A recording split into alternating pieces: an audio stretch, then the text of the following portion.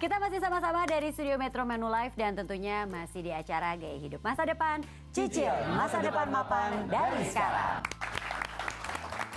Kita lanjutin obrolan kita mengenai biaya pendidikan apalagi untuk kuliah ya. Ini bersama dengan Bapak Norman nih. Pak Norman, kalau ditanya sama kita berdua, terus sama pemirsa juga, pasti sebagian besar sudah punya yang namanya asuransi pendidikan untuk anak.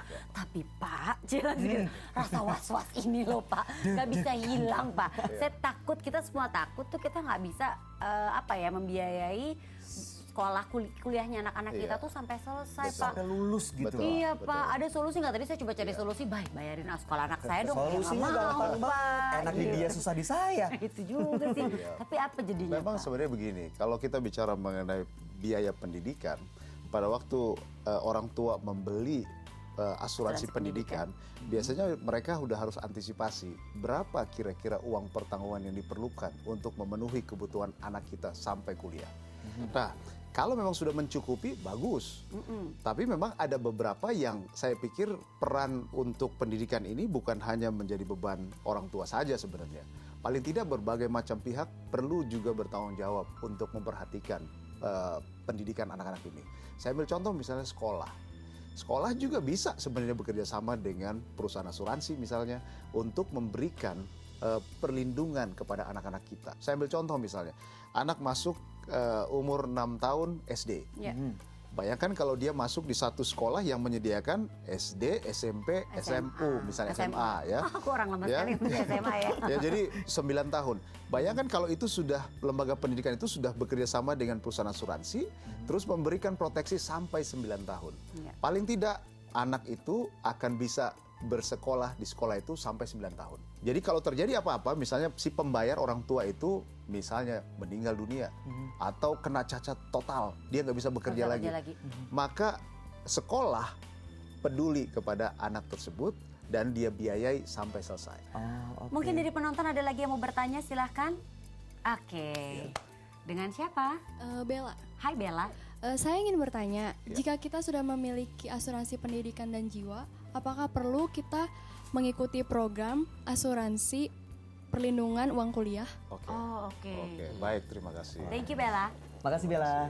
Jadi untuk menjawab pertanyaan Bella, memang tadi saya katakan di awal, pada akhirnya orang tua dia sudah harus memikirkan dari sejak dini mengenai pendidikan anaknya. Jadi dia sudah harus punya sendiri untuk backup. Nah, yang tadi dikatakan kalau orang tua masuk ke satu perguruan tinggi yang menyediakan paket perlindungan juga, itu sudah lebih komplit.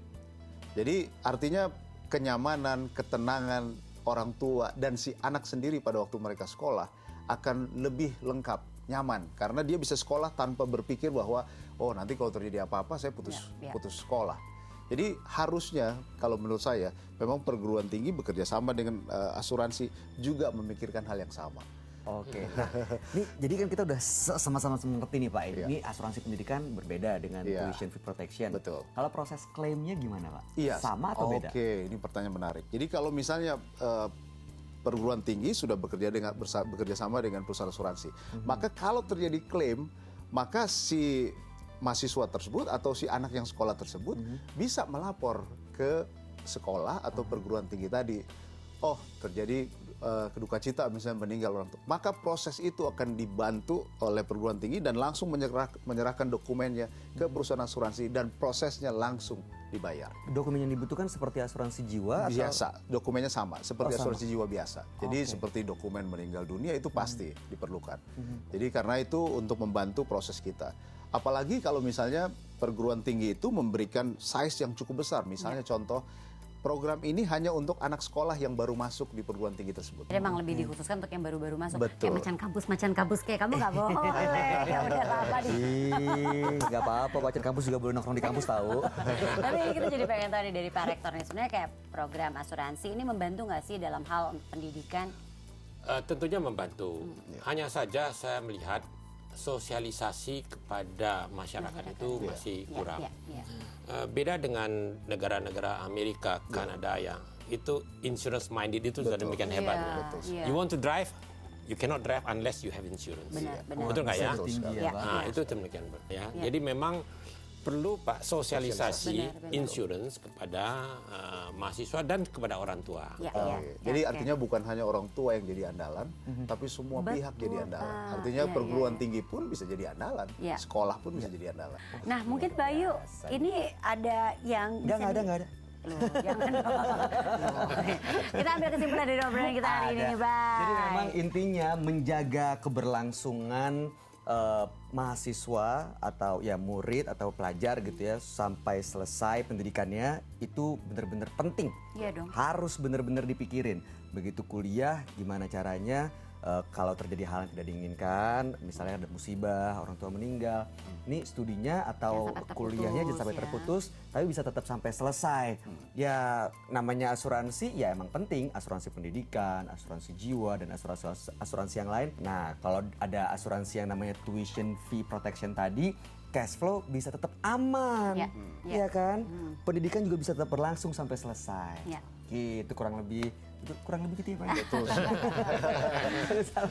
Pak Rektor terima kasih Terima atas kasih penjelasan dan sudah terima hadir kasih di sudah sini. berkunjung ke sini. Pak Norman terima Ya, kasih juga. sama-sama. Ini udah tenang ya Bayu ya. Udah tenang. Tenang sih ya. Dan semoga pemirsa Anda juga lebih tenang. Tapi mungkin pemirsa Anda juga punya cerita nih seputar membiayai pendidikan anak-anak Anda ya kan. Mungkin Anda mau sharing juga, punya pengalaman yang sama atau mungkin ada yang mau diceritakan lagi? Mau sharing, mau curhat, mau butuh bantuan Angie untuk memenuhi kebutuhan Anda.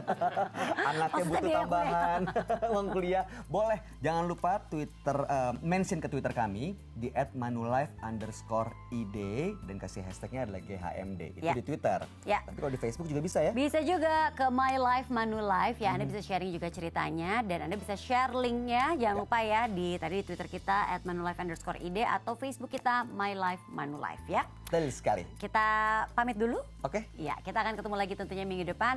Jangan lupa untuk kembali menyaksikan Gaya Hidup Masa Depan. Cicil masa depan mapan dari sekarang. Mantap nih.